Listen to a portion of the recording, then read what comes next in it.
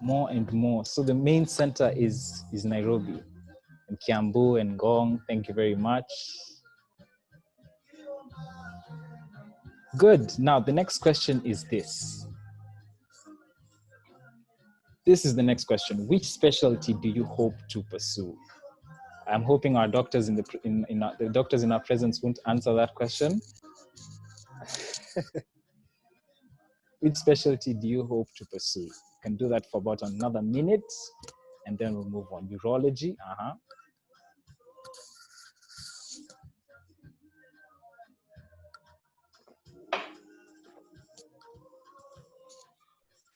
We see some obs gain.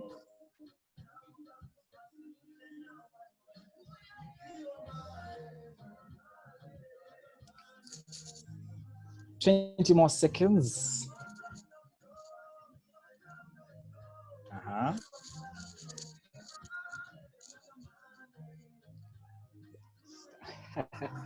Emergency medicine. Good, good.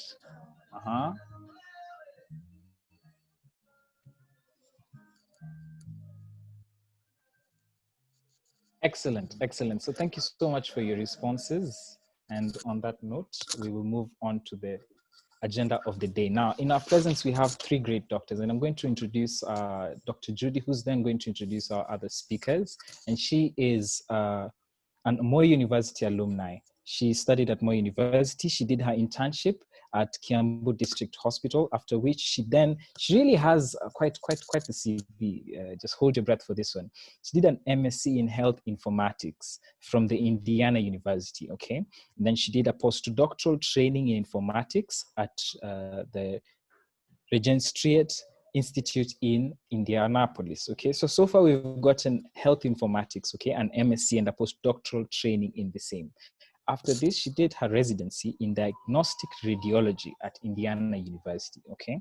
Then a fellowship at Oregon Health Sciences University in Portland, and her fellowship was in interventional radiology. And so next, after that, she is also a member she's a member of the Cancer Prevention and Control Research Program at Bishop Cancer Institute, okay? And the most important thing is that she's an assistant professor in the Department of Radiology and Imaging Sciences at Emory University School of Medicine. So kindly help me welcome Dr. Judy Gishoya. Makofi kwake, makofi kwake. Karibu sana daktari. Hi, thanks, Mishani. And it's really, I don't know where you got that information from, but I know people. I don't have slides, and I'm very happy to be speaking this morning. And we brought sort of two of my friends to this talk because I just think it should be pretty informal, and we should just enjoy spending time with each other. And so I will tell you a little bit of my journey, but beforehand, I'm just going to briefly introduce my two co-panelists. And they have fantastic CVs, and so you'll get to know them through this hour. So the first one is my friend and actually my classmate from Moi University, Job Mogire. He is going to his third year of internal medicine residency at University of Kansas. Job has a really good story. It was great to be a medical student at Moi with him, and has a very detailed description of his experience of USMLEs. But I know that's the theme of today's talk, but I will sort of tell you a few opinions that I have and my experience. And so I hope you get to really enjoy from learning from Job. And then Walter is just about to start. I don't know, have you started or it's just in a day or so, Walter? He's just about to start psychiatry. I'm starting in 2 days. 2 days. And so, and in Iowa. And so we will get to, Walter is very close to sort of like the USMLEs. And, but I just think we'll appreciate his energy, and I'm looking forward to a good time. So My journey, and I'm going to transition towards, I don't have any slides, first because I'm getting very lazy at making them. But I actually I was in class of 2009 in Mo University. That's when I graduated. And I mean, through sort of my last 4 years in medical school, and you know, in Moi, we used to like to share movies, and so I started working with my friend called Felix Ochieng, who we started connecting computers, in the hostel so that we could share movies because we were too lazy to walk around. But at the same time, I mean, I'd already kept working a lot on IT work and just doing some IT things. I was very interested. And so at that point, what was going on was that I was having, uh, we were starting to take care of a lot of HIV patients. And at that point, AMPATH, which is sort of the not-for-profit attached to Mo University, which is a North American consortium, had a lot of people coming in. And some of those people were informaticians. I didn't even know what informatics was till later on. And so I went and started programming medical record systems. I learned a lot during that time, and I still kept my interest in medicine and IT going. And so when I graduated, I went to Kiambu Hospital, but at that point I was very lucky because there was a scholarship that would train physicians from Kenya. It was just 5 physicians. It was a Fogarty grant, and I'm seeing some comments. Are there people who cannot hear me? Okay. So there was a Fogarty grant that was going to train 5 physicians in informatics, and that was my journey to Indianapolis. And so when that opportunity came, it came really because of again just being at the right place at the right time. And the reason is that there was a workshop, and I was doing all these open source things, which meant that you just do work in communities and you're working together. And I got to know a friend of mine called Julius, and he was visiting Kenya then, and they had a workshop which I got to attend for free. And as long as I didn't want a per diem or anything else, that was free. There's a lot of food, obviously, so that was not an issue. And during that workshop, I made friends, and that's how I got to know that there would be a fellowship opportunity for informatics if the grant was funded.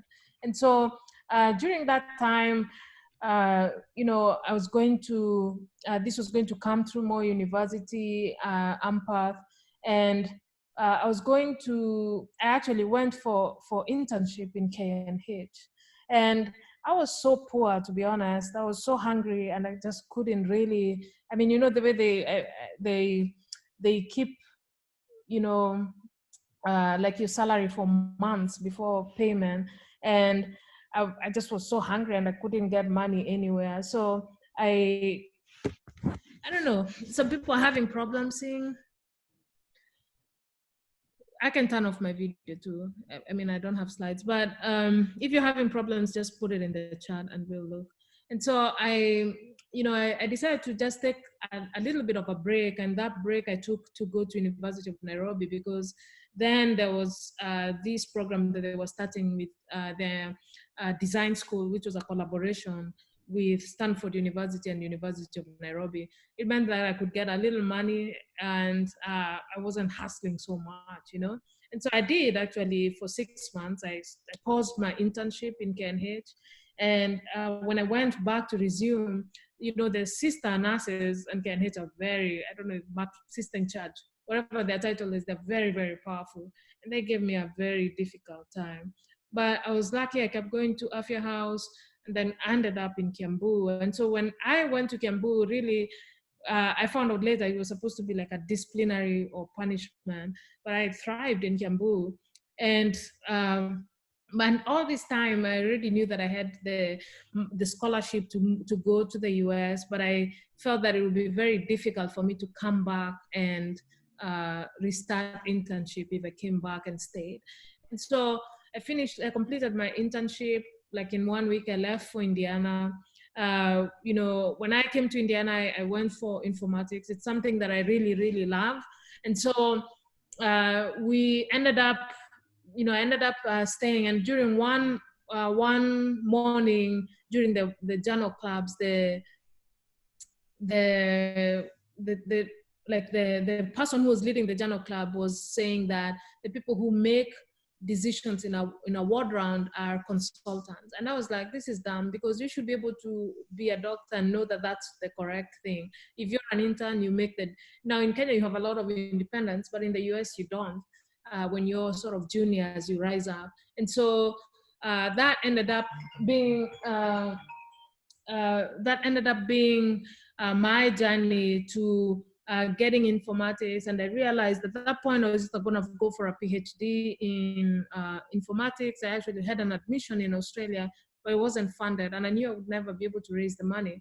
And so I decided that clinical specialization was what I was going to do. After all, what I enjoyed doing was bringing technology to patient care and using that as an enabler. And so I started doing my USMLEs. I had 1 year in Indianapolis, but you know, when you're an intern, you work so hard and you don't sleep. So I was used to working hard, and it was very strange now to be in a new country with different weather. And I decided to do them around Thanksgiving, which is usually in November, end November. And I mean, I wouldn't do it this way again, but I was done with all my step 1, 2, CS and CK by June, the year I was going back home. And so during my year, I mean, I spent a lot of time working on a project for informatics in Indiana. Then I went back to Kenya, actually Eldoret, and I was working, you know, sometime clinically, and then some other time really around clinical decision support for HIV patients. And you know, I started interviewing. And so that year, I remember I came back for my informatics presentation during the annual meeting, and you know, I interviewed. So I'll tell you one thing. I only got one interview. I applied a lot. I spent a lot of money, and I had very good letters of recommendation. And you know, I applied for one interview. And so the day for March day, when they say you matched, but they don't tell you where, I knew that I was matched and I was going to go into radiology. And so, you know, I didn't make slides, but I pulled up my my personal statement, because this is something that we rarely write well. And I'll share it because after Indiana, I just was myself, and I had a good time. I still managed to do both IT and medicine. Ended up in Portland for my fellowship for interventional radiology, a great place to train, because that's where the first procedures for interventional radiology were done. And interventional radiology is minimally invasive surgery. So I'm actually on call and right now, but through the night, it's not unusual to get bad traumas here, which is the same like in Kenya. But what we do, if someone is bleeding, instead of taking them to the surgery, you can just use small catheters and imaging to get to many organs in the body, allowing you to treat cancer, allowing you to treat fibroids, allowing you to treat bleeds, and also revascularizing to save lower, you know, lower limb extremities. So I'll share my personal statement, and I usually don't, but I figured that I've done this one now enough. So this took a lot of reading. Usually it's one page, and the reason I'm sharing this is because Walter talked about this. These are small things. This was not my personal statement for residency, but this was for fellowship. But I mean, I think it's going to be it really summarizes what I am about. But this was re-edited by very, very many people. I spent close to 6 weeks working on this. So I say, growing up in a rural village in Kenya impacted who I am and how I view the world, most notably the way I view opportunity and the idea of community. In my early clinical rotations, while bogged down with numerous work to the laboratory to trace patient results, and increasingly spending less time taking care of patients, I searched for more efficient ways to manage patients' data. At the same time, a North America-Kenya academic partnership affiliated to my medical school was too overwhelmed to provide care to thousands of HIV patients affected by the pandemic in the 2000s. I joined a community of physicians called associated with this partnership, and together built an electronic medical record system called OpenMRS, now used to care for over 5 million patients in 40 different countries. After moving to Indiana to obtain a master's in health informatics and subsequently residence in radiology, I have found myself drawn to communities of innovators and continuous learning to improve patient lives. During the clinical experience in Kenya, I saw doctors unable to treat patients due to lack of venous access, inability to offer alternative feeding methods like gastrostomy tubes, and inability to relieve biliary obstruction, which are basic procedures here in my hospital in Indiana. This has provided me with firsthand experience of the impact of IR on patient care and the opportunity for continued innovation to maximize patient value. As a resident, I have used my informatics skills to help my institutional IR department develop a registry for patients receiving Y90 embolization treatment, as well as collaborative registry between the GI and IR doctors on TIPS patients. Our department has used these projects to inform structured reporting and develop qualitative imaging techniques such as structural analysis to monitor treatment response in patients receiving radioembolization treatment. Having impacted global and local informatics with a mission to write code, save lives, I want to be a part of the IR community that continually innovates to improve patient lives. I understand that 1 year is hardly enough to gain all IR skills I need. Therefore, I'm looking for a program where beyond training, I can make connections and partnerships, as well as receive mentorship that will help me grow in my career path. In my 4th year of residency, I have 6 months of IR electives, plan to gain basic skills. In the short term, I envision spending most of my time gaining competence and building a reputation in my job. Given my informatics skills and global health interests, it's highly likely that an academic career will provide flexibility and resources to achieve my goals. In 5 years, I would like to have an informatics laboratory focused on interventional radiology and hope to contribute to the profession by supporting the SIR registry, terminology, and quality initiatives. In 10 years, I hope to be in a position to have a more global impact. Ultimately, I want to be a part of a community that is able to impact delivery of care, not just here in the US, but also in rural villages like my home in central Kenya. So I'm just going to end by saying 2 things. One is there were many naysayers on the journey. I mean, many people will discourage you. You have to get thick skin.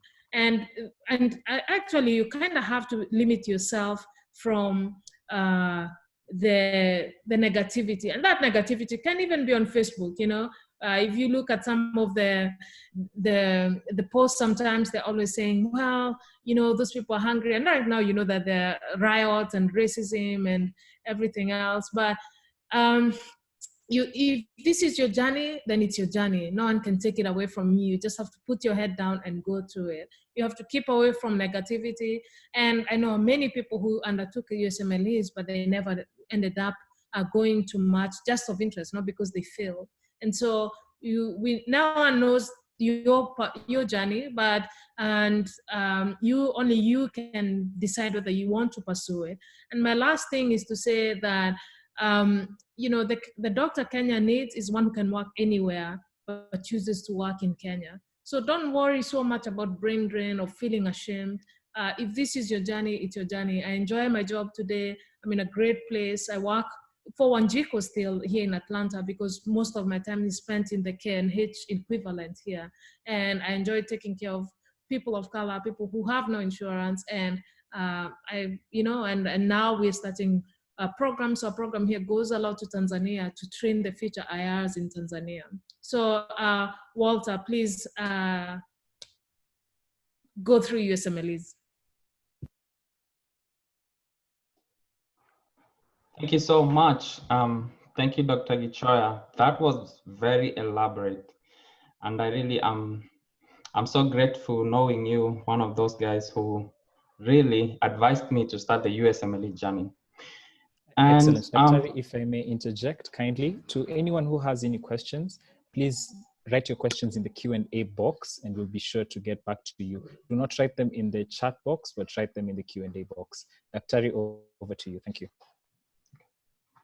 Yeah, so I was basically saying, Dr. Gichoya, one time I was in Indiana when I went there for an elective program. And at that time, when I met her, she told me one thing that I've never forgotten. And this was basically, she told me most people ask about the USMLE exams, but very few of them do the exams. And I want to go through these PowerPoint slides and exactly try to bring out some things that make people think they cannot make it through this USMLE pathway. So as you can see, my name is Dr. Walter Mogeni. I was in Moi University. Can you see my slides? I'm not sure. Yes, Actually, Walter, we but can, yeah. could you do the presenter view? Yeah, that's what I'm trying to. Yep. Okay. Where you are, yeah. Perfect. So that's my name. I went to Moi University 2009, 2014. I think, Dr. Gichoya, you were my senior when I was in first year. That's when I started 2009, and a 6-year program to 2014. I did my electives in 2013, and the reason why I'm talking about that 2013 is because that's when I met Dr. Gichoya. And she actually tried to give me the light on what we should do. At that time when I was in Indiana, I got featured. If you go online and search my name, you'll see this article on my right side. You'll see that article, maybe on your left side, showing exactly my journey and what I was thinking of doing. There are only 2 things that changed, or maybe 1. Then I wanted to do internal medicine, but you know the USMLE journey, sometimes you're gonna be a little bit flexible. And I think currently, whatever I'm gonna start doing, the PGY1 psychiatry, and I think I'm gonna crash it through. It's one of the programs that have been neglected for a long time. And briefly, this started from Indiana, 2013, 7 years ago.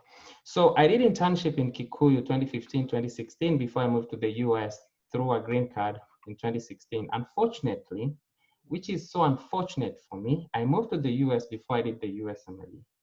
I didn't know what I was putting myself into. I really envy those people in Kenya who want to do the USMLE.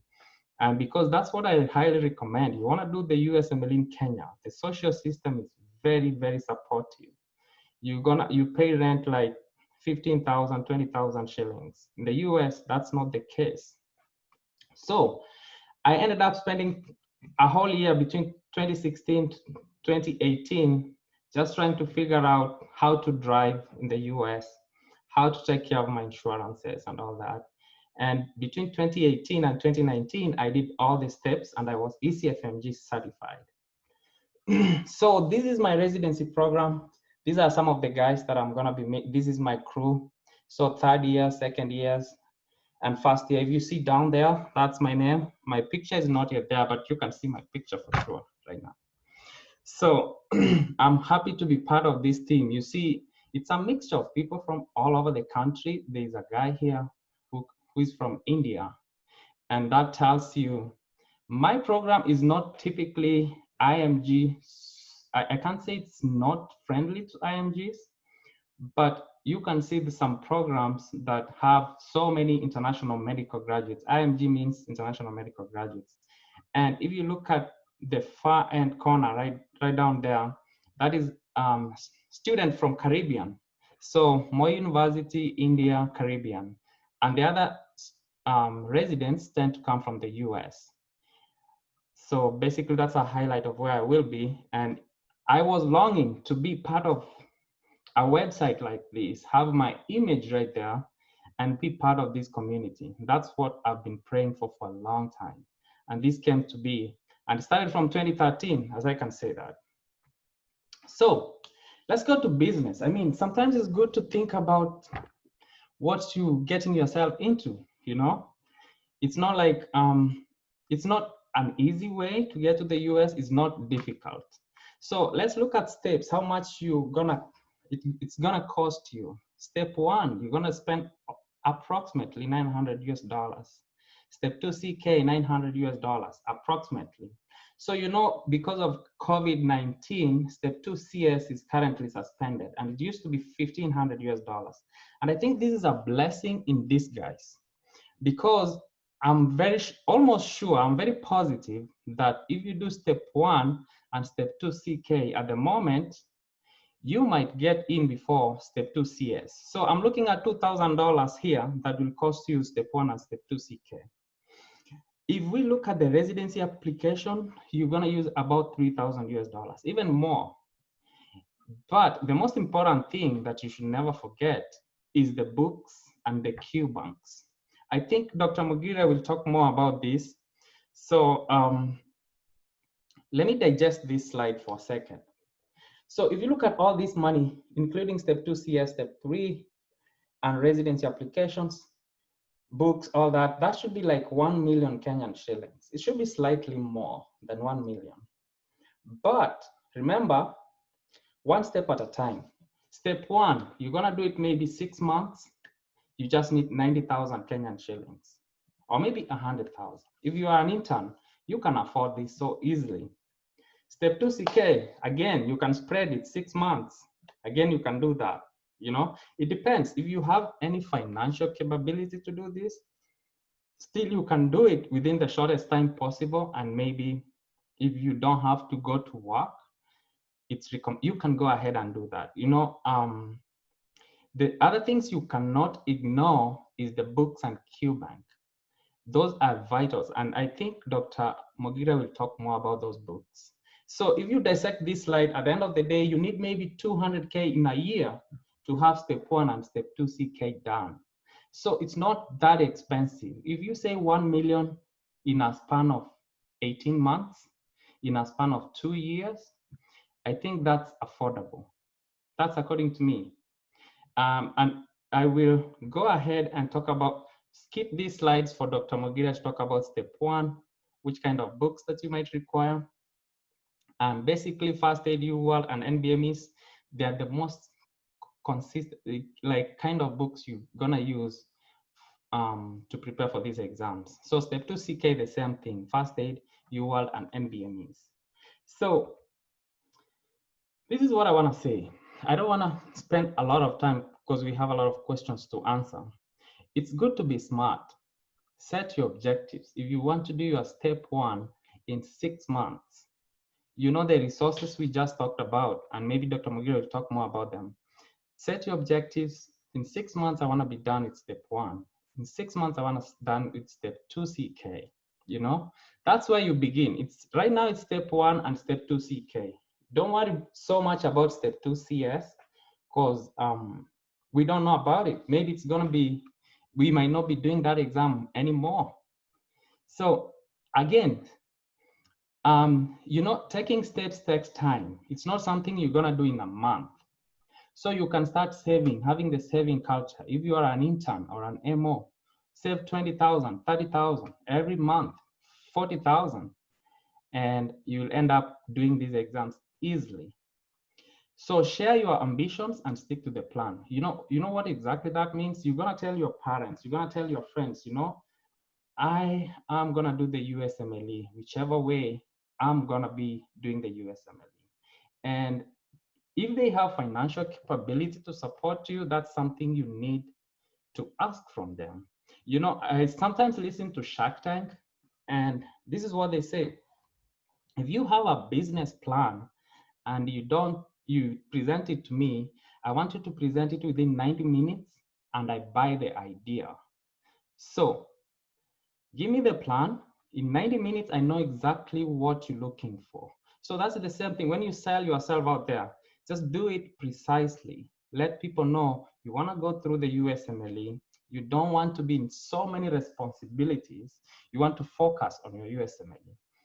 So avoid immediate gratifications. Obviously, when everybody gets through medical school, everybody wants to buy a Subaru. And obviously, for some reason, everybody wants to feel like a doctor. That's good. But, you know, if you want to go for the USMLE, I think you can do the savings for the USMLE exams. If you can afford a car, which is like 1 million in 2 years or something like that, and maybe you can be able to pay a loan about 30,000 every month, for sure you can save for this exam. So I highly recommend that when you're studying for the USMLEs, the most important thing, especially if you're in medical school, is to study alongside your studies. For example, let me give a very good example. If you are doing, I recommend when you're in clinical years, that's my recommendation, it's my opinion, it's good for you to do like step 2 CK. CK means clinical knowledge. And the reason why you're doing this is because if you go for a rotation in obstetrics and gynecology, and you have the Q bank, you have the first aid, you have the NBMEs, you know, you can go through obstetrics and gynecology through the rotation. At the same time, you can do the Q banks. And I bet, let me not go there. I believe that even your scores for that rotation would be significantly higher if you do questions and at the same time study through. You know, it's like synergy. You're doing your schoolwork at the same time you're preparing for the USMLE exams. And I mean, this is one of the things you should know, that a QBank, studying and doing questions is the best model you can ever have. It's called active reading. You study actively for the USMLE exams. So at the same time, surround yourself with a network that is USMLE friendly. If your network, let me tell you something. There's this quote that show me your network and I'll tell you your net worth. It's obvious. If you wanna do the USMLE, for sure, you're gonna be with the people who think, who breathe, who think every single day about USMLE exams.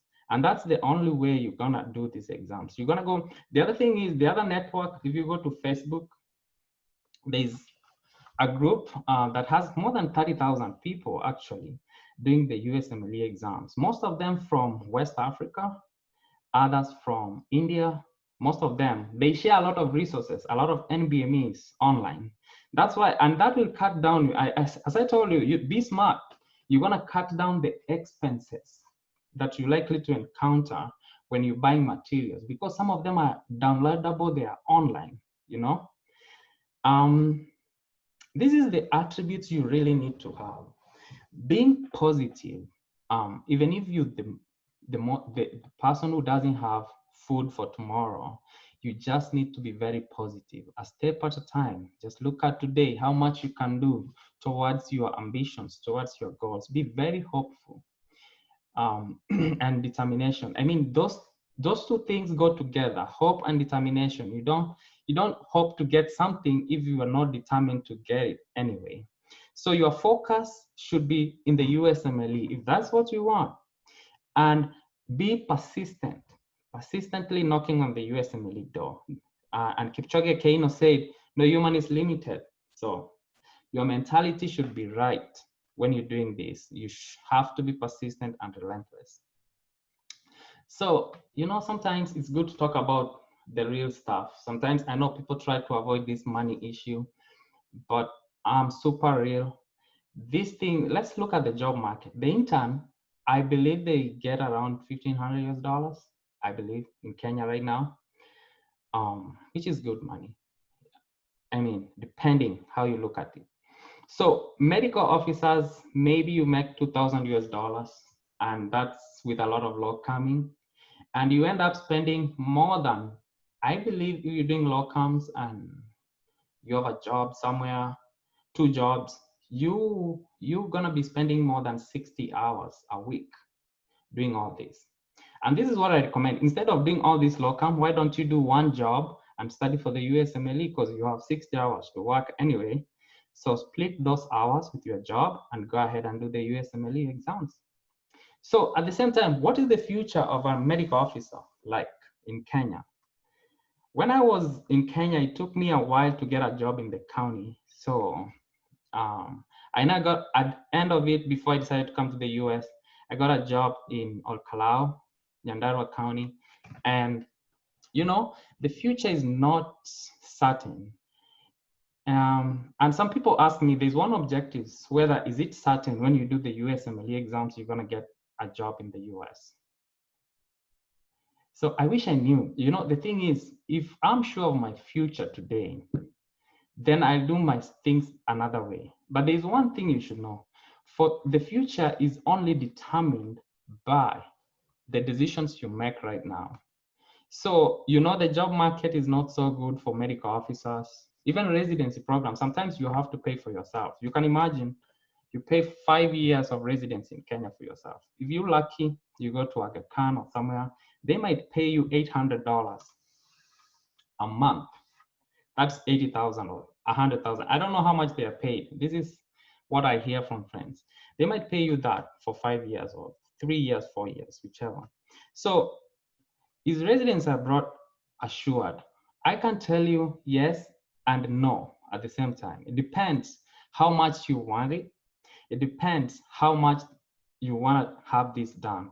I don't think, as Kipchoge Keino said, no human is limited. For sure, no human is limited. You can do this and you can join us. Myself, I wasn't sure, but I took the risk. You know, the good thing is, most of you listening today, I see 105 people on. Most of you who are listening today, most of you are young, most likely below 30 years. I'm above 30 right now. So you have a window period to try. And you know, Kenya will always be there for you. You can always go back to Kenya if you're not happy with what you're doing. But the thing is, what is the worst thing that can happen if you don't try? Or if you try, sorry. If you try something, what is the worst thing that can happen when you try something? Okay, so with that, in connection with that, let me talk about the US. This is something I pulled from the internet. I'm not sure whether this is really 100% correct, but the green chart there shows you that if you do these kind of courses in the US, that's the amount of money you might be making. If you do whatever is down here, this is the kind of money you're gonna be making. So if you look at the PowerPoint that we're talking about, the cost, this is like 10,000 US dollars. And if you go down here, let me look at the pediatric infectious diseases, 185. Let me just say 200,000. If you dissect that down, that is gonna be like 2 million, almost 2 million every month in Kenyan shillings. So we were talking about 1 million or 1.5 million you're gonna spend. So this person is ready to pay you back all your money within your first paycheck, within your first month, actually. So I talk about figures. I believe in numbers for sure. For me, making decisions, sometimes I believe in numbers. As much as I look at medical equipment, you know, in a hospital, how much I can learn, how much I can use my knowledge. This, for example, for me, I'm gonna be a psychiatrist, and maybe the pay is in between on this blue line. I can work in Kenya for sure as a telepsychiatrist. I can help people in Kenya. At the same time, I can see patients in the US. So it really depends on how you look at figures, numbers, how you want to take care of your life. So this is one of the slides that I'm going to put out there for you to digest and integrate, because any decisions you make it with numbers. Look at the hospital you work in. How best, if you want to be a radiation interventional radiologist like Judy, you're going to look at how much knowledge do you want to gain before you go back and help people in Kenya or elsewhere in the world. So with that in mind, let me talk briefly about your visas. So as you saw, Dr. Judy came to the US. This is my last slide, actually. She came to the US through a student visa. Myself, I came in through a green card. I have friends of mine who have come in through spouse visa. Dr. Job Mogire will tell you he came in as a student, you know, a J1 visa or something like that. So if you do your USMLE, you are sure you can get the J1 visa if you get a residency program. You're not 100% assured. As I said, it depends on how much you work for it. So on the other side, I recommend that sometimes it's good to have a green card. For me, some people don't agree with me, but for me, the green card has enabled me to do so many things so far. And I mean, thinking about your visa is something like 20% of the USMLE you should think about, because this comes at the end anyway. But applying every year, if you get a green card, fine. You can, if you don't want the green card after your residency program, you can always, you know, leave it and go back to Kenya or wherever you want to be, Australia and anything. So in connection to all this, I want to tell you that the future is bright. The future is all in your hands. You can do better if you look at through the USMLE website, look at the ECFMG, look at all the all the stories, the PDFs presented, and everything that people are looking at, and why they want to come to the US. And the last thing I want to say, last statement for sure.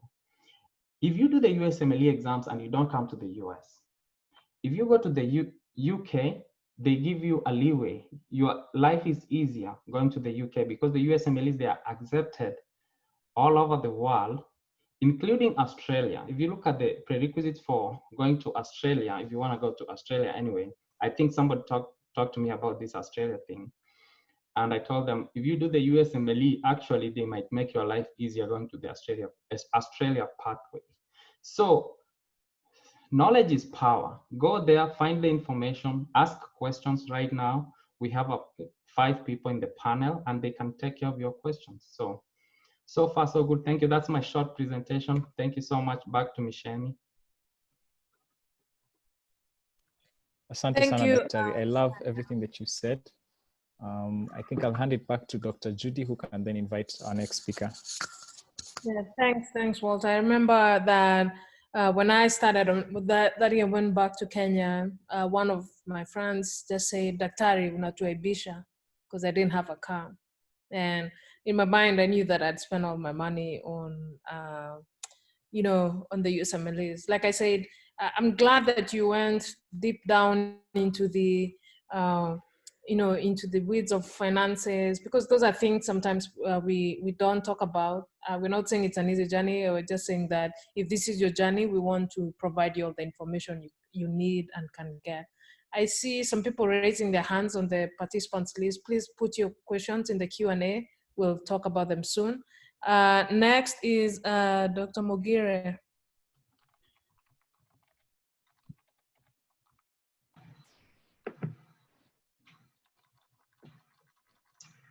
Hello, everyone. Hopefully you can see me. Thank you for putting this together. And I think the first disclaimer I want to put out there is that I am on this call just because, Judy, you asked me.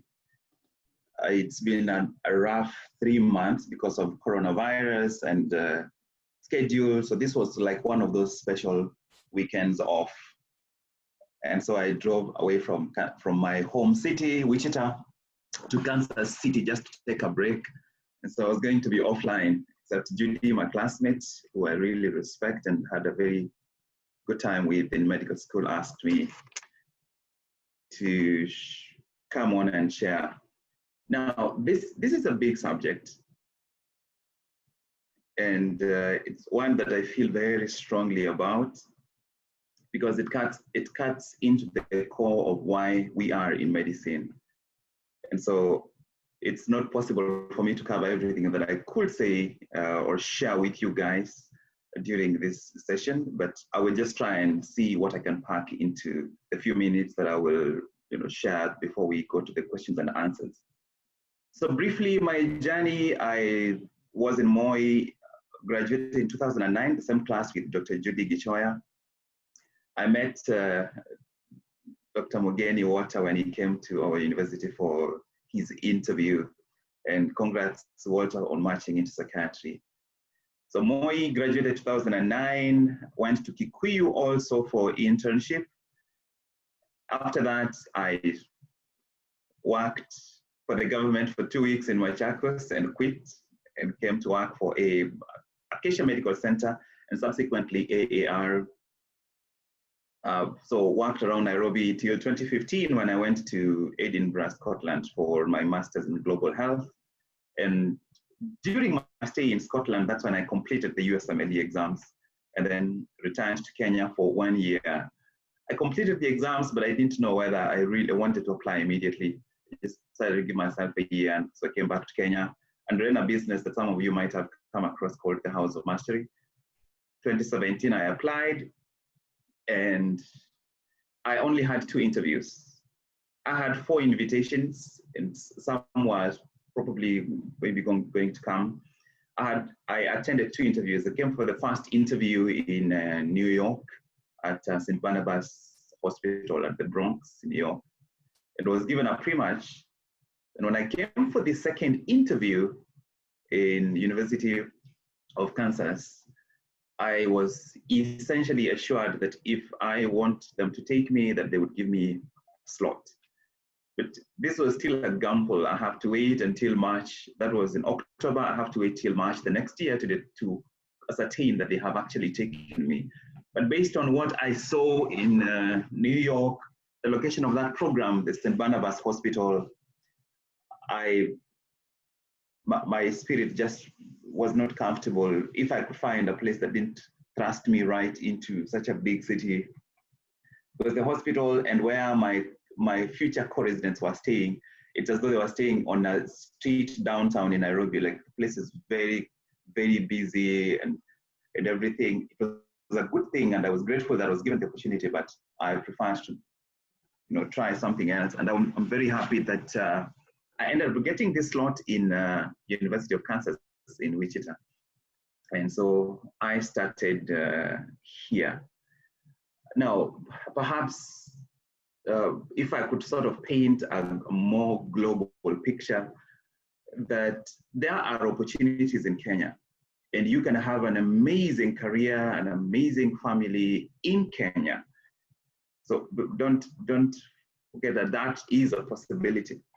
When you think about the other options, it's a question of expanding your mindset to not only think about what's available in Kenya. And when you think about what else you can do, the US is not the only place you can come to. In my mind, there are 4 other potential places you could go to. You could go to New Zealand and Australia, and both of them have almost a similar pathway to getting there. It is getting into Australia and New Zealand it's almost assured. It's a question of how much patience do you have to go through the exams, the specific exams that they require, which we can't dissect in this session because we are focused more on the US system. So that is an option, and I have mentored a couple of people I have 2 people who recently moved to Australia to practice medicine there. So that is an option. The other option is the UK.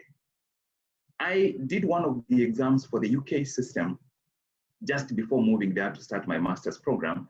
And I wanted to take the second exam while there and get registered into their system and start practicing. But my observation and my goals, comparison to what was happening, I decided, no, this is not what I need. This is not what will take me where I want to go.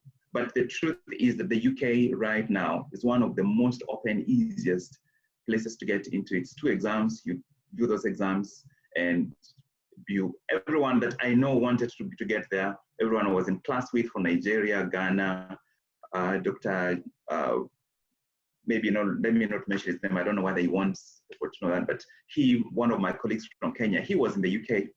He finished his master's program and got registered and started practicing very easily.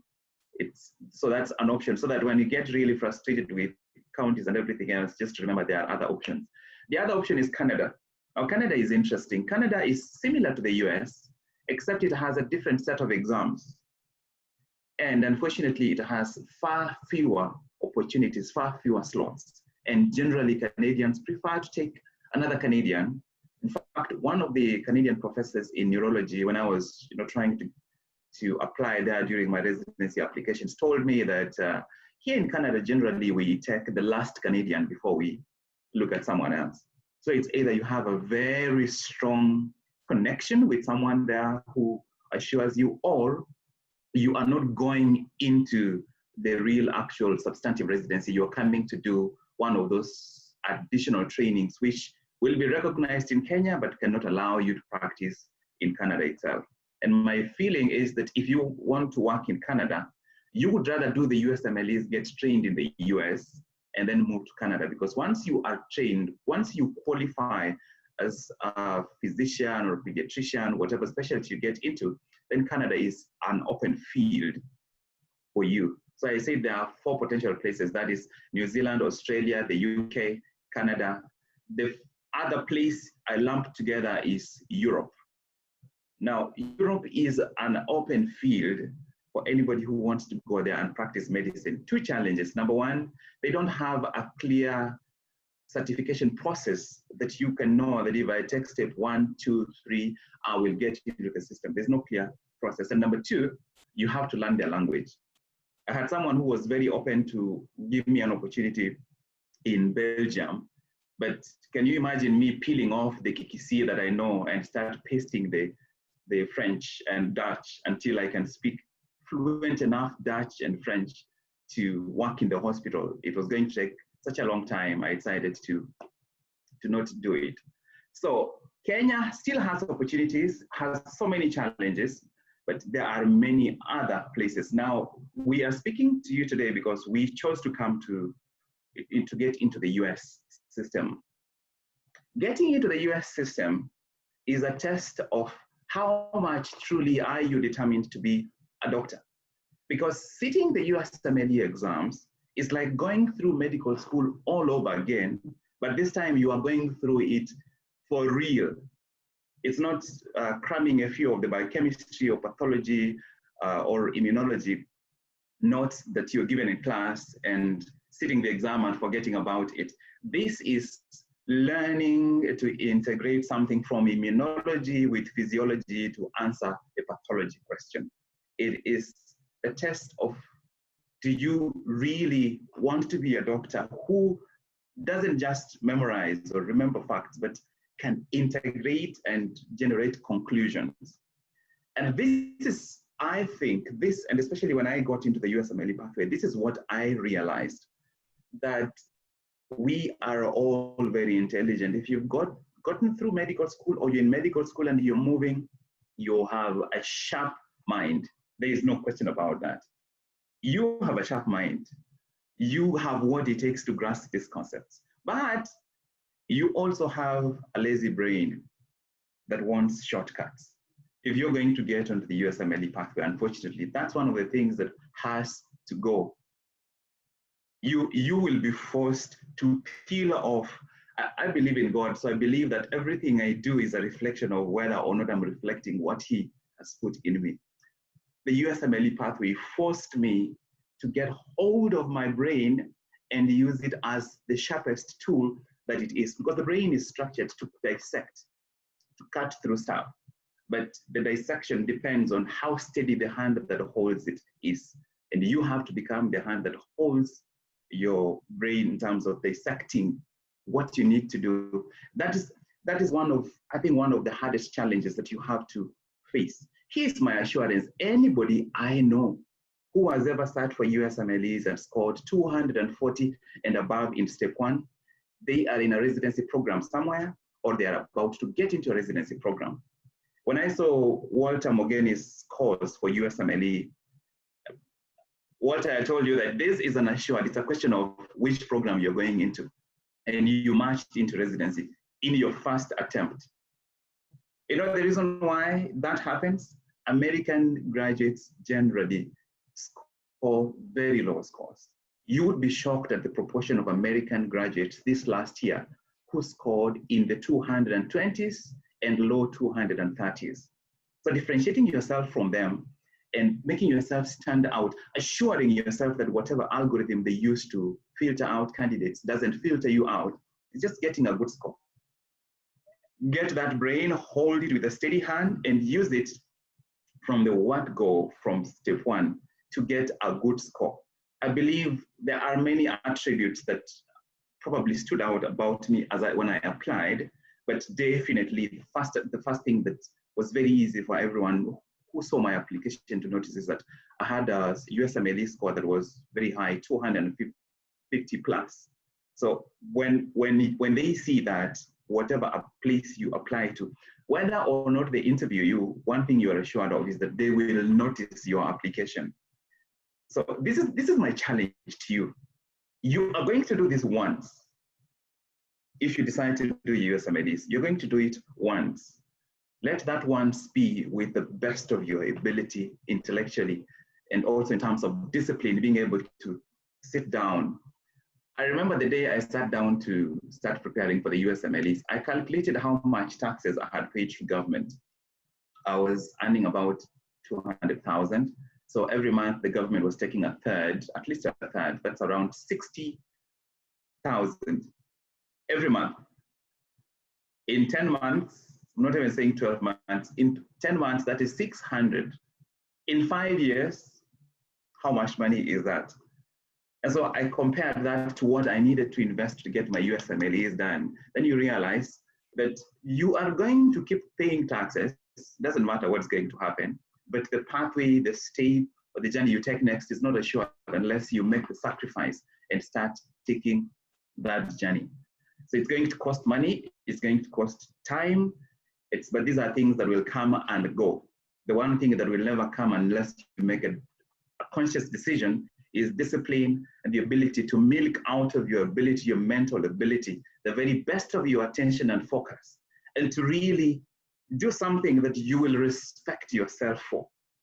To focus so hard, when you are done with these exams, you will look back and ask yourself, how were I able to do that?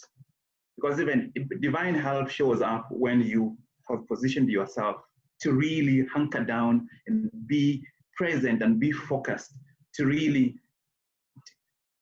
to give all that you can give. When I finished my USMLE journey, the step 1 journey, I wrote a write-up and shared it in the USMLE Kenya Facebook group, which yesterday I decided some of my colleagues who are around the country in the US who are reading for the exams were asking me, so I decided to put the document together. I'm just going to peruse through that document, and just as highlight to whenever you see my screen, please let me know. I have no idea. Actually, we can see your screen. Continue. Fantastic, thank you. So I put together this document. So I was in Moi with Mogeni and Dr. Gichoya. I am here on, I'm an IMG, which is in International Medical Graduate, on J1. J1 is just a slight correction. It's not a student visa. It is an exchange scholar visa. So we use it for medicine, but it's also used in many other specialties. For example, people coming here to maybe study diplomacy or study arts and maybe museums and all the sorts of, it's an exchange scholar. It's supposed to be a short-term, specified duration, maximum 7 years, but then there are ways to transition out of this visa to other visas. And I'm in internal medicine. I'm just completing my 2nd year, going to 3rd year. So I gave this exam the best of effort, and I had a slight challenge when just before the exam because it was during winter. I didn't grow up in Kenya. In Kisii, there is no winter where I grew up. In Kenya, there is no winter. So during winter, I ended up developing pneumonia just a week to my exam. But I thank God that I was still able to sit down and get the exam done. I did this during my stay in Scotland while pursuing the Masters in Global Health. So it was a little challenging, but I had made up my mind that I'm doing this and that I'm going to squeeze out of my mind everything I can. Now, there are several thoughts I could offer, but I decided to put at that time, these 5 thoughts stood out to me as the most important things to think about. The first is, don't rush the process. Don't rush the process. It is, you are going to do it once, do it when you are ready. Number 2 is, it's not the amount of time you spend preparing. So it's very easy to say that I'm going to read the USMLE Step 1 for 6 months. It is not that amount that counts. It is the quality of time you are able to squeeze from that amount. I read a quote somewhere that says that you don't have 24 hours a day. You only have the hours of the day that you use. So if you have 6 months time, calendar time, that is not the time you have. The only time you have is the time you will use from those 6 months in preparing. Number 3, learning actively. I can't speak about this enough. Watching a video is not learning actively. Reading through a paper is not learning actively. Sitting there reading a question and reading the explanation is not studying actively. questions have a tendency to force your mind to be present, but you have to go a step further. One of the things that I do routinely, and I did during my study by reading for the USMLE, that made such a big difference, is to sit down with the topics and outline the topic from my mind and try and detail, like I would select 2, 3, 4, 5 topics and write the topic down. And then from my mind, write down as many concepts as are likely to be tested in the USMLE exam from my mind. Let's say, for example, you take a hematology topic, like maybe, bleeding disorders, right? Classify the bleeding disorders from your mind, write them down in categories, bleeding disorders related to disorders of the platelets, disorders of the clotting factors. Write those things down, because if you have the roadmap in your mind, when you see a question, you can locate where that question is being lifted from, because every question you find has a primary concept from where it has been lifted from. One of the reasons why those of you who have started to read the USMLE Step 1 First Aid book, why it is so hard to read that book is because it doesn't present to you most of the material organized by, or this is how this relates. It is strands that have been pasted in. There are several strands. They don't necessarily have a relationship. By reading one strand, it doesn't prepare you to remember what the next strand is about. That's because that book brings together material from a ton of primary resources. So it is all jumbled up. If you try to remember it just based on the USMLE Step 1 book, it's very confusing because it's mixed up.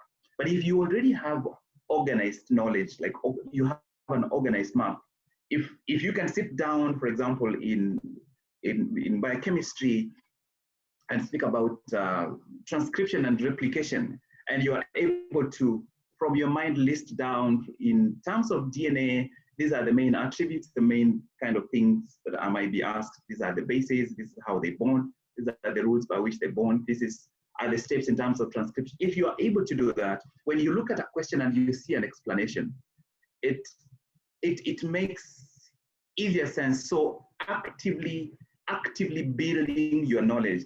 Don't waste your time building notes. We did that in primary school, we did that in high school, we did that in medical school. You can have the most amazing notes, but the day you sit in the exam, the notes will be locked up somewhere. They will not be there with you. You are actively building your ability to process that information. That is what this exam is going to require. I can't speak enough about learning actively. The fourth is using questions. Let questions be your primary way. So when you are writing down list of topics and writing down the subcomponents and structuring them, saying to what extent does your mind must know this topic in terms of the areas that can be tested, that's a way of questioning yourself. But now when you bring these external questions, question banks and any other questions you can find, you are essentially figuring out in this house of mind that I'm building up here, which rooms have been painted, which rooms haven't been painted, which rooms haven't been organized, so that you keep organizing and focusing it on here. Forget about questions and printouts and all that. It's distraction from you.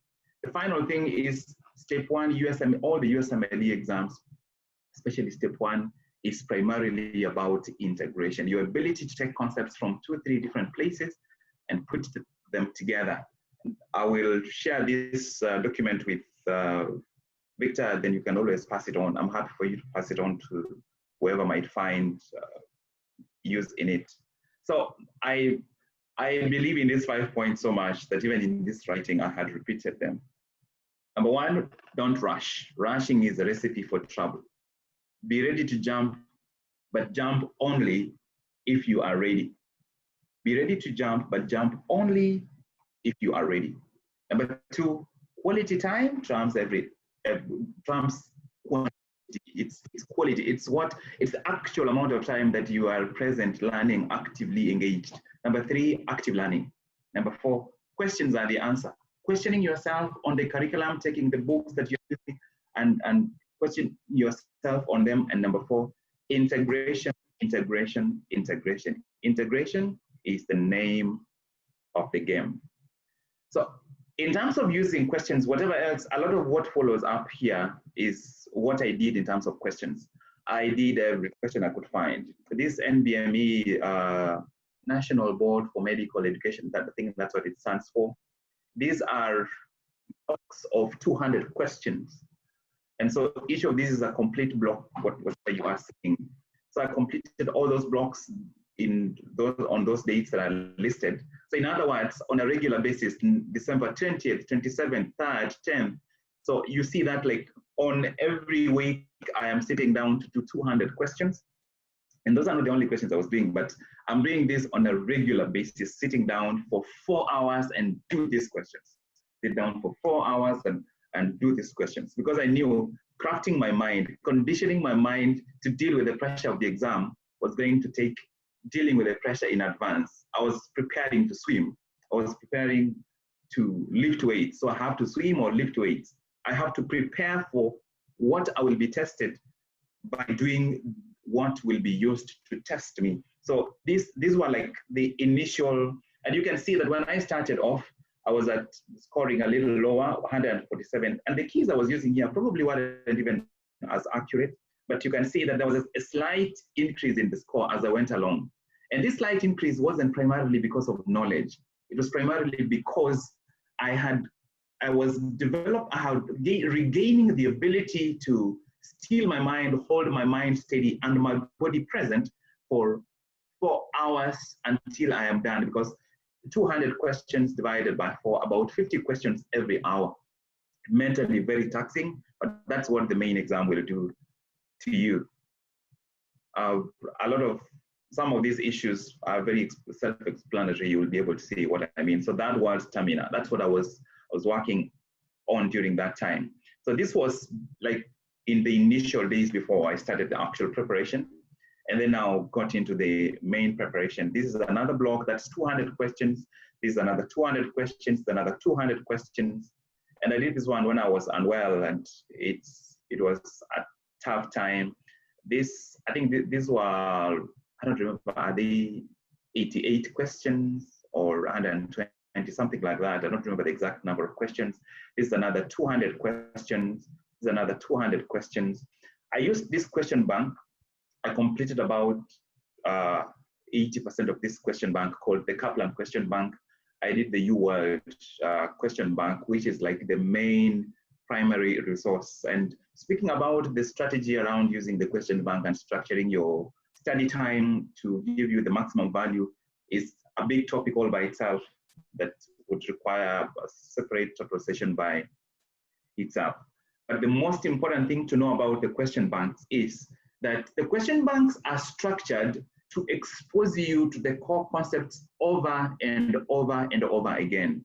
And initially when you start using the question bank, number one, you will be challenged in terms of the ability to stay present and read the questions fast enough to answer them so that you can move to the next. My recommendation is to always do the question banks timed. If you've done any question bank, you know the difference between timed and study mode. Timed mode allows you the opportunity to do those 40 or 44 questions, depending on how it's structured, within a given amount of time. Don't use study mode. Use allocate, so that you are able to go through the questions in 1 hour, and then you can come back now and review the explanations. Reading the explanation is extremely important, because that is when you learn why this question was set the way it was, what concept is testing, why you got the question right, or why you got it wrong, but also why the other options are wrong. And that's where the learning is. Don't waste time writing down explanations.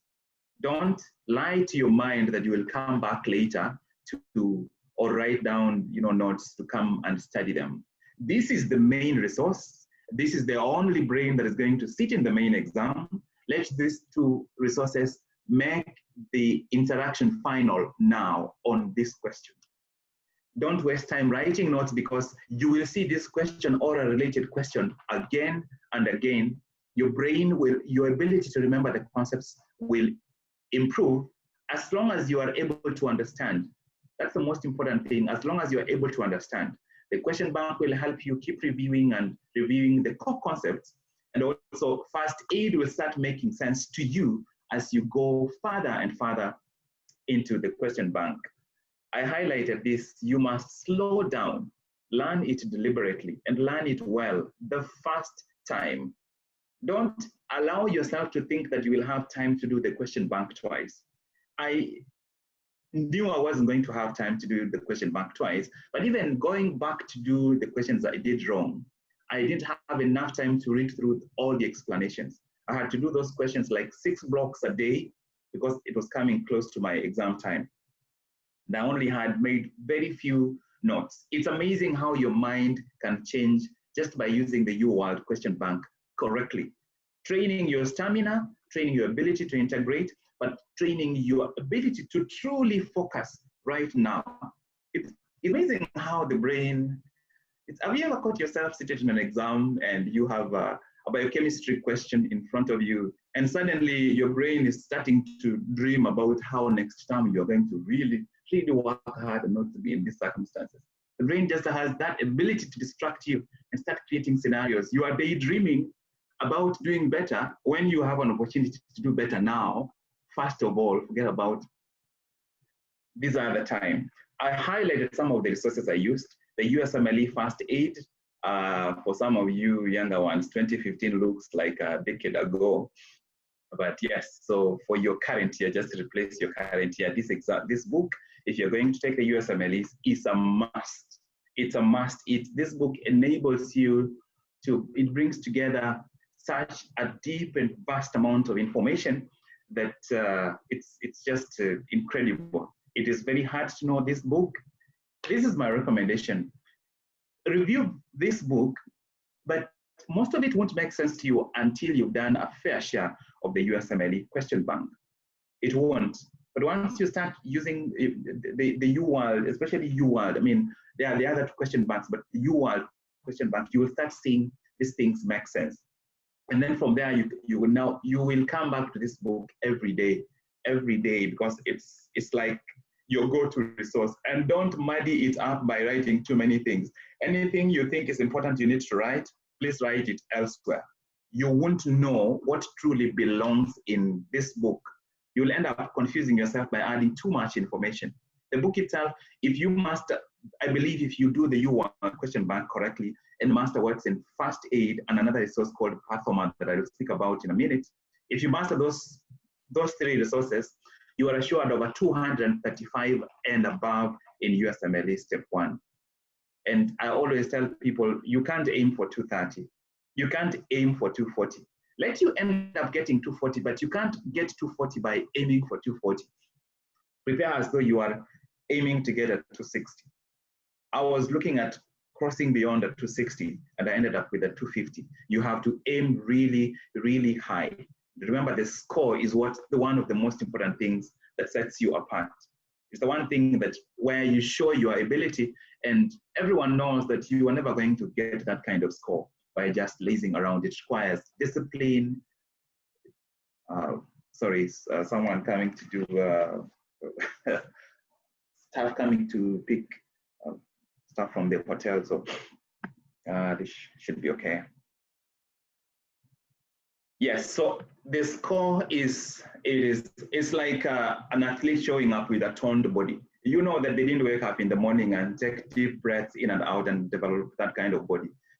The score shows that you have shown discipline. And the score also does something else. It shows the program directors of wherever you want to have interview with, that if they take you and you need to pass the board exams to get your license, you will have no difficulty passing that exam. The other extremely important resource is Pathoma. This is a must. Pathoma is a must, and it's one of those resources where you see me underline the word know. Aim to know this material as deeply as you can. My recommendation is when you're watching those videos by Pathoma, by Satar, the gentleman who wrote this book, everything he draws, you draw. Have a lot of scrap paper. Everything he caricatures, you caricature so that you see what the concept is. That's number 1. Number 2, I challenge you to take every chapter in that book, open the chapter and look at the sections, and start, every time you come to the book, you write down the name of the chapter, the title rather, and write offhand as many subdivisions of that chapter as you can.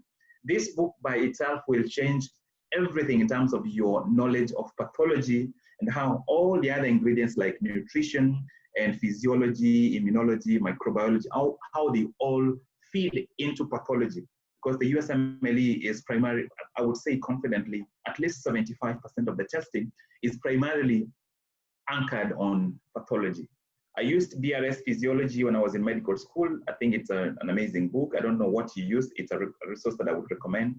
Kaplan books, the biochemistry, pharmacology, and behavioral sciences. I used those. You will see what I think is in there. And down here, this is just my pathway in terms of what I did.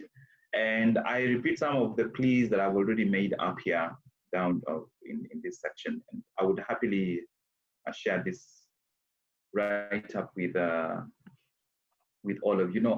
Now I will just maybe say a couple of things sort of to wrap this up, and then we can move on to maybe the questions.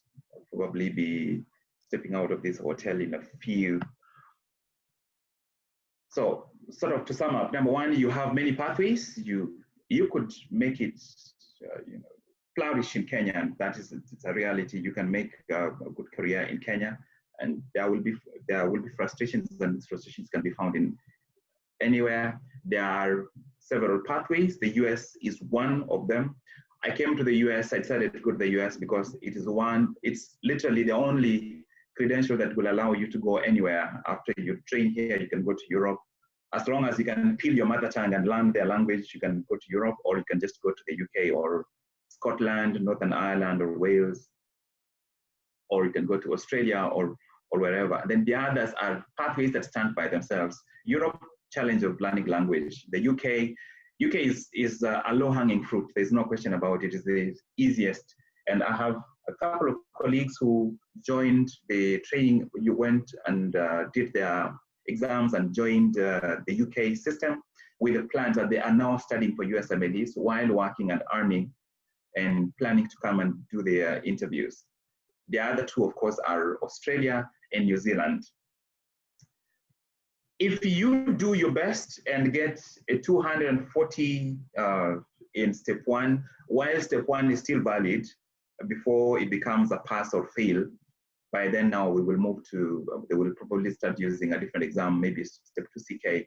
If you do your step one today and have a 240 and you don't have any major red flags in your application, you are assured. And I say that with a lot of confidence. You are assured. There's a colleague that came to University of Kansas. He had applied to at least 80 programs, and Kansas is not one of the places that he had applied to. And I reconnected with him at the end of the interview season. He had not received a single interview, despite applying to 80 different programs, and he had good scores. He had 248 in step two. He had a 238, I think, thereabout in step one. I went and spoke to a program director within Wichita, and this gentleman was invited for an interview after this program had closed interviewing, and he was interviewed and was given a spot. The reason? His scores. That's the main reason that he was given that position. If you have good scores, you are almost 100% assured. But I would also, hopefully at a future point, we can discuss what else you can do. What are some of the things you can do? Guys, if you're seeing some of those University of Washington courses going around, check those courses. Those are valid certificates which you can list in your CV. Those courses weigh a lot. If you see any of these distance learning courses, anything from universities in Europe and over here, University of Washington, there are some of those COVID courses, don't take them lightly. Check those courses, list that stuff in your CV. Look for people around you who are doing research, involved in projects. Get things to list on your CV. Students come from here for 3 weeks in somewhere in Africa, then they come back and list it on their CV as global health experience, helped women prevent diarrhea.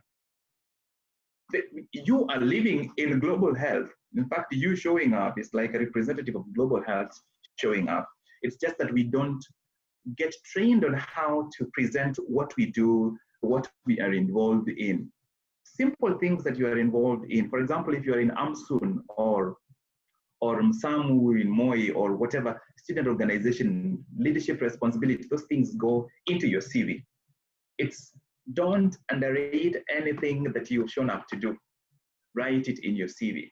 I think that's one of the things that ended up setting me apart, because I wrote everything there that I had done, and I'm not trying to concoct what I haven't done. I have written a book, I have done speaking here and there, so put those things in there. Get a very good score, put a good CV together, and you are better off with a strong letter from a fellow Kenyan than an average letter from an American. You are better off with a strong letter from your dean in Kenya than a distant letter like, oh, I met this person somewhere, like an average recommendation letter from an American. If you have an American or someone practicing in America who knows you well and commits to give you strong letters, that will work. All my letters, except one, were from Kenya, and they were strong letters because these are people that knew me. I can't emphasize that enough. It is not who writes the letter that matters. It's important if you can find people who are really, really close to the system, but the most important part of the letter is the content, the strength of that letter. Now, I realize that I can continue on and on because this is a subject I'm very passionate about. There are some of you, or I see on the chat, who I have been helping in preparing for your exam. I know two people here who are about to take their exams. One of them, I'm sure he is about to hit probably a 250 and above, probably a 260, based on the fact that he has followed a very systematic pathway. And so I'm going to stop here. Thank you, Judy, Walter, and Mogeni, thank you for putting this together. Everyone else that is involved. Guys, I wish you really, really well. You have more options than just being stuck with the MCAs.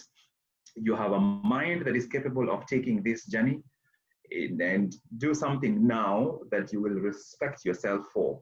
Do something that stretches you. Do something that it's a conscious choice for you to stretch yourself and really give an example, not only to yourself, but to other people, that this thing can be done. And I'm going to end there. My name is Job Mogire. Some people call me Jobu. That's with a Kikisi accent. And that's on a light note. And that will be it from me right now. And back to the rest of the team. Thank you, Job. And I mean, I know that I sent you a message at 9 p.m. Is it 9 or 10 p.m. to get on? So I really appreciate your time. But could you call the hotel for an extension for a late checkout? We'll just try and have maybe around 23 more minutes of questions and answers. I just want to really, really thank you, Dr. Walter, and I take this special time also to just wish Walter a fantastic start to his training. And I want to reemphasize something. Number one is you have to be your best every time, because you never know who's watching and when you'll need them. It's very different when you come in and get I say, hey, give me a letter of recommendation, when you've just been a mediocre resident or a medical student. So be your best self every day. That should be your mantra. And then I also want to just talk about this idea of hustle, which is very common with Kenyans, and I mean, I'm not saying other Kenyans, I mean, including Judy. And you almost feel like you always need to know someone to go ahead. I mean, this information Job presented, he's shared it with many times, but people will still doubt it, But like, oh, really? And Walter still went through the same things as you saw in his slide. I went through the same things. And so please, before you start to ask what would be called a common sense question that you can read from online, do your research. You really do not need to know kujua mtu ili upate hiyo chance. So just take that in mind, and just like Siswala is asking, what was the cost again? You can check for that online. Okay, back to you, Michele. Excellent, excellent. Thank you very much to all our speakers. I'm very excited to hear that since I assisted my mom with fixing her phone brightness, I can now write in my CV that I have experience in IT support and the same. But thank you so much to all our speakers for giving their thoughts on everything that they have. Just to link between this and the questions, we'd like to take about 1 minute and 46 seconds just to give you a question that you can fill in and also for you to rest. So please do go to Menti. In less than 6 words, what has stood out to you the most so far? We do the AMSUN Career Talk every month, at least once every month, so that we can map out the potential ways, the potential future that exists for us. And so we'd love to hear from you in about 1 minute and 46 seconds so that we can know, so that we can get to hear the questions in the next section. So please do give us your responses. 1 more minute to go. Karibuni sana.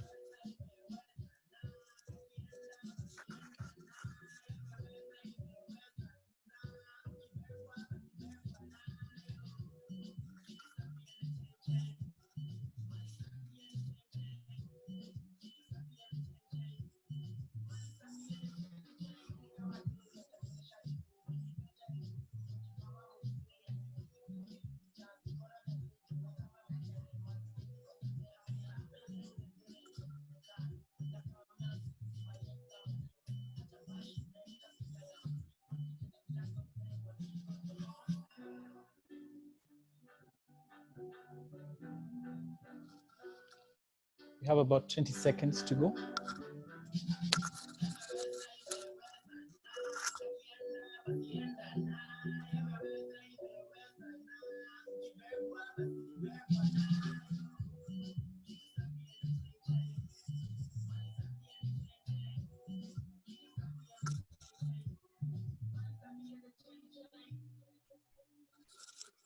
Excellent. On that chain note, thank you for your responses. Thank you for your responses. Dr. Gishoya, over to you for the Q&A. Okay. So we are going to end in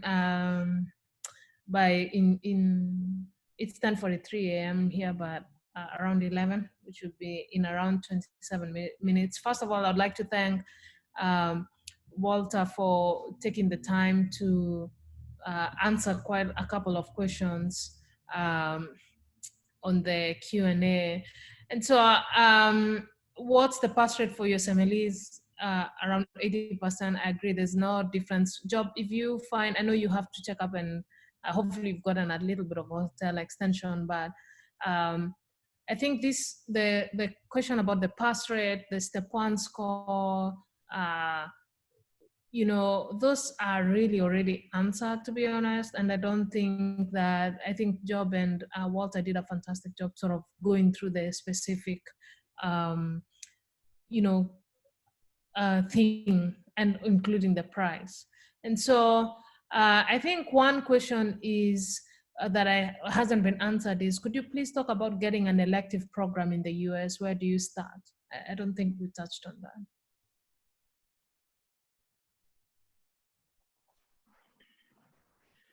If I could say about, you know, I know that's observerships and electives, those are important things that people worry about. If you write to programs with a 245 score on step 1, even programs that usually don't open their slots, you can easily find. It's very easy. I have tried to get slots for people, but when they don't know your school, your score is average, it becomes very difficult to get those opportunities. I have seen this over and over and over, and especially from the students who studied in India, because they come here in their numbers. If you have a good score, the fact that you haven't rotated in these places pales in comparison. So look for those opportunities. One of the ways to look for those opportunities is to send in a letter quoting a score that you have worked really hard, and you're like, see how committed I am. This is what I've come up with. That already makes it easier for you, right?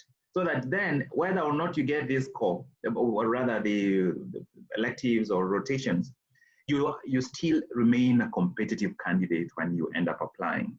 So yes, there are many factors, many factors that you don't necessarily control. One that you control is how much effort you put into this and what kind of results you end up coming out with. Yeah, so unfortunately, it's not yet time for me to check out, but I have to log off within the next few minutes. And I would happily, if there are any questions that remain, which I could be of use in answering, even if it's by email, very happily type out my responses. It's been a pleasure participating in this forum. Thank you, Judy, and everyone else. And I wish you all the best. And the participants on this schedule, whatever path God is leading you on, go on and take that path. And I wish you really, really, really well. Some love for Job on the chat. Now that I learned how to. Thank you so much, Job. Dr. Is there any link that we can follow? You have a social media platform that we can follow you on? Instagram, Twitter, Facebook? The links I have are currently dormant. So right now the only link that is active is my voice, the physical voice. Okay, here. That's good enough. Thank you. But so you could connect with me on LinkedIn. That's one of the places that I know for sure I will remain active. I have the other places like House of Mastery, but I'm not doing anything actively right now as I'm focusing on residency until I'm done. Okay, that's good enough. Thank you. All right, bye. Awesome. Thanks, Job. We probably will try and answer. I think there's a question about competitive residencies, and two related questions. What specifically different things should one do to land a highly competitive residency, or does luck play a big part also? And I wonder if it's the same person who said, sorry, I was disconnected. I asked about competitive residency, plastics, dermatology, neuro-ortho, and what should stand out in a person to land one, or does, yeah, so it's the same. I think I personally did not have as high scores as Job and Walter, and I think one of the big things that, so I'm in a competitive residency, rather I was in a competitive residency. I was the first foreign doctor that they had admitted. One thing that made it very easy for other people to sort of interview me. Remember, I think the recurring theme here is that you just need your foot in the door. Like, how are you going to get known, right? The people who are pruning and kicking people out because of scores are usually the secretaries, and they're very important. Actually, if you go for an interview, make sure you thank them because they can make or break.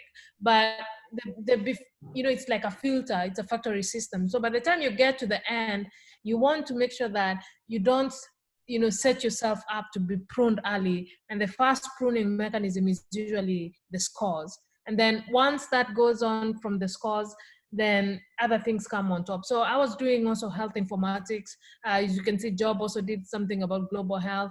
And so it's not necessarily that you do something different, but I think you bring those things to the table, and you can get ahead of that, of this, in that manner. So I would say also luck played a role. I'm not going to say that I wasn't very lucky. I was. And I spent a lot of time also looking through the pictures like Walter showed, seeing, have you ever admitted anyone from a foreign program? That shouldn't turn you off in terms of applying, but it made me figure out what were IMG friendly programs or not. And then remember, there are many ways to get to the end, right? So I knew that even if I had done internal medicine, I wanted to use imaging to do procedures. So if I had gone there, GI is very competitive. So even if you start off medicine, it would not be dermatology or anything else, but GI, you're doing a lot of cases and a lot of advanced procedures. Interventional cardiology, you're doing a lot of advanced procedures. I will speak to Walter because he's not a little bit being modest. Psychiatry is one of the most first of all, you may have night call, but really because of the way the systems are paid here, is that you kind of have to have insurance and money, and they're very limited on the insurance they get. So they're very, you always have paying patients. And so those are some of the things you may want to think about lifestyle and what that will be. But that's even more important if you're going to sort of do locums and just run your own private practice more than work in an academic center like myself. And so I would say start with very, very high steps. We know with COVID, observerships will be limited and they'll require a new way to get to know people. So I really think Job's advice of being your best, especially on the scores, and then get letters from people who know you and who attest to you, which means you have to be your very best every day, I think will mean much more. Walter, do you have something different to add to this? Not really. Actually, what you said is if you want to do something like interventional radiology, you said it very well, that you don't need a stellar score sometimes, but you have to distinguish or do something, like you did interventional informatics, and you try to intertwine it with the radiology.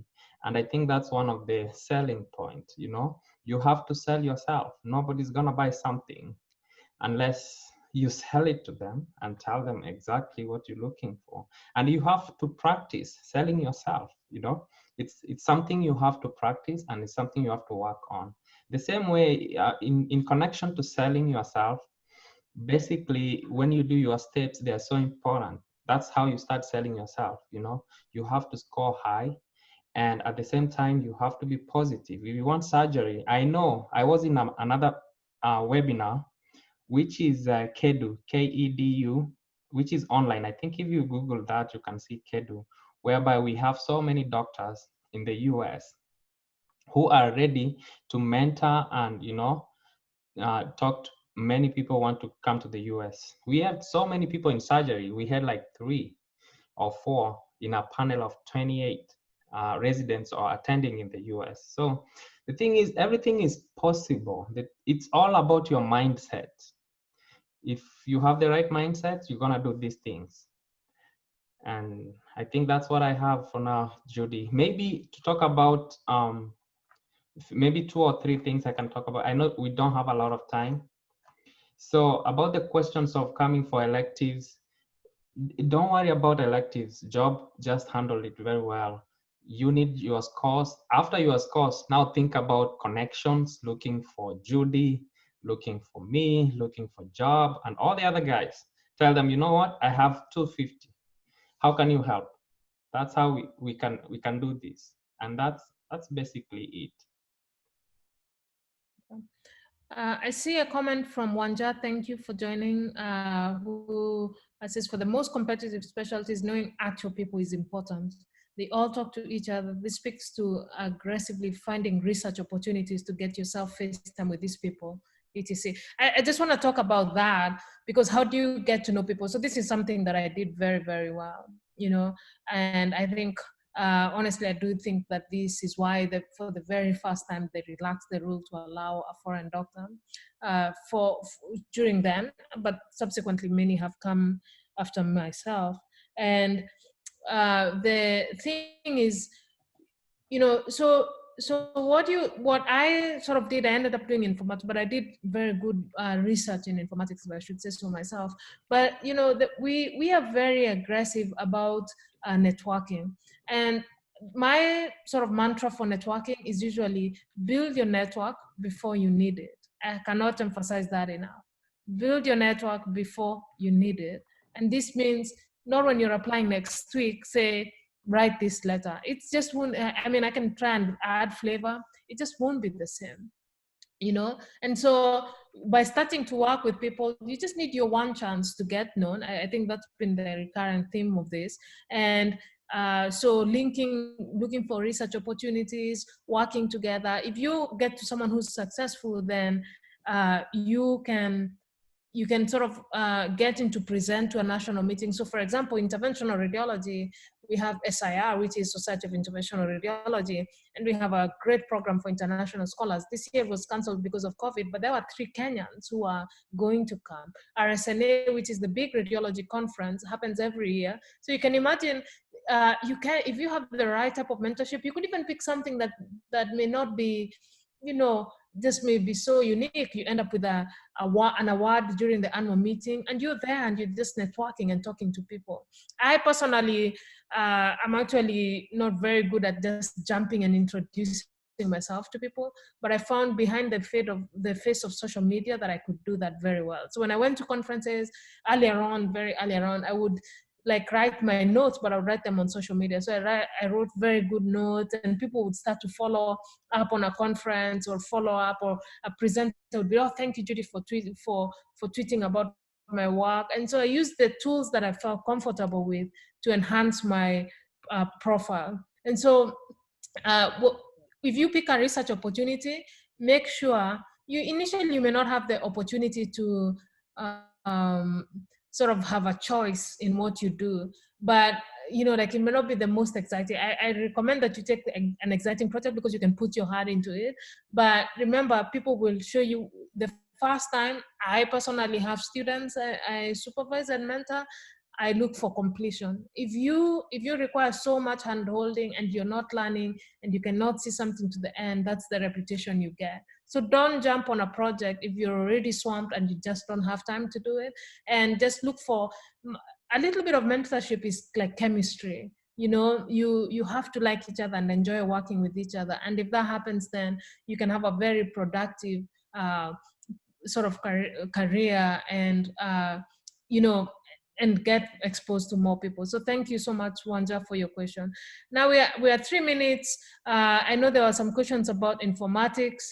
I would be happy. I think I'll probably do this for another group, Amir, for Kenyans. Maybe I can just send you the link when I do that, because then it's going to be a more detailed session and what are pathways and what you can do.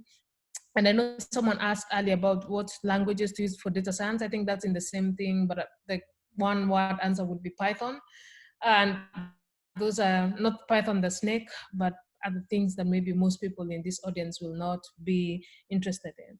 And so I want to give an opportunity to Walter to just share something he's excited about that's coming up, and or he's recently experienced. And after that, I will say, I may answer anonymous attendees' question about being away from home, and then pass it over to Mogeni and the team and Victor who organized this. So thanks, Judy. Thank you so much for coming to this and having this webinar today, Judy, for inviting me. I really think that to all of you who are ambitious and want to do the USMLE, everything is on your hands. Everything, you have it right there. You don't need a connection.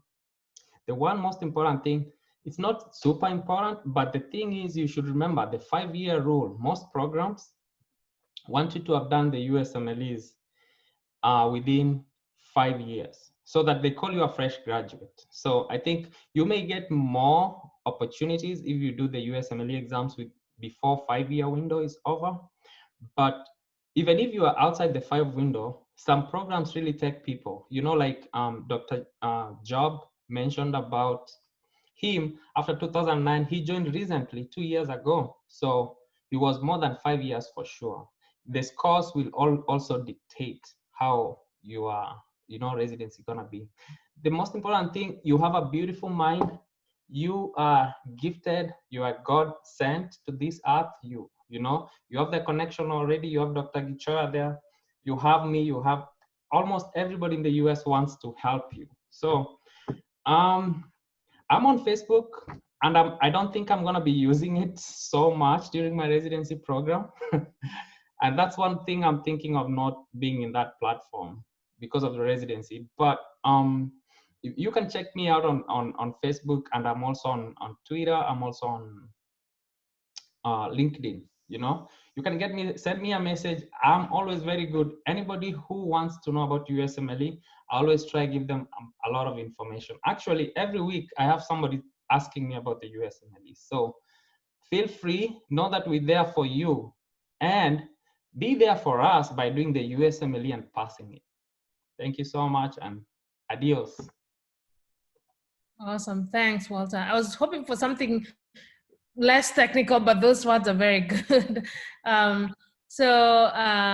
you so much for the opportunity, and really a great engagement for 2 hours. I really enjoyed to do this. Like I said, I'm on call, but things seems to be stable right now, so I didn't have to run away earlier. And I hope not just for leaving Kenya, but I hope that you learned something today that can make you a better physician, and and that can help you in medical school. It's not like it's easy to be a medical student in Kenya anyway. And so I know someone asked about being home and being lonely. I actually do spend a lot of time back home. I haven't been able to travel right now because of COVID.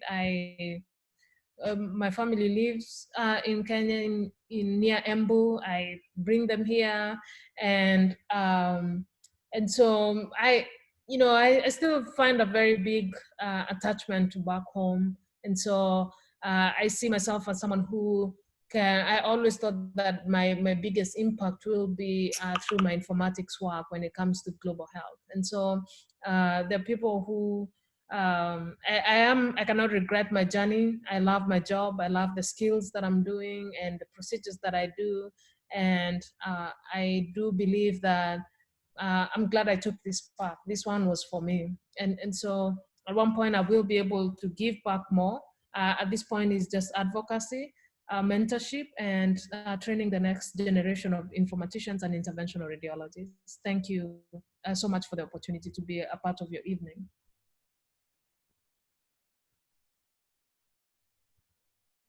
Misheni, ulikuwa umelala yani. Excellent. The 1 second that you decide, let me stand up and stretch, that's 1 second that you're closing. But thank you so much for that. We're really, really grateful for all the time that you've given us, especially understanding that you are on call, but yet you decided to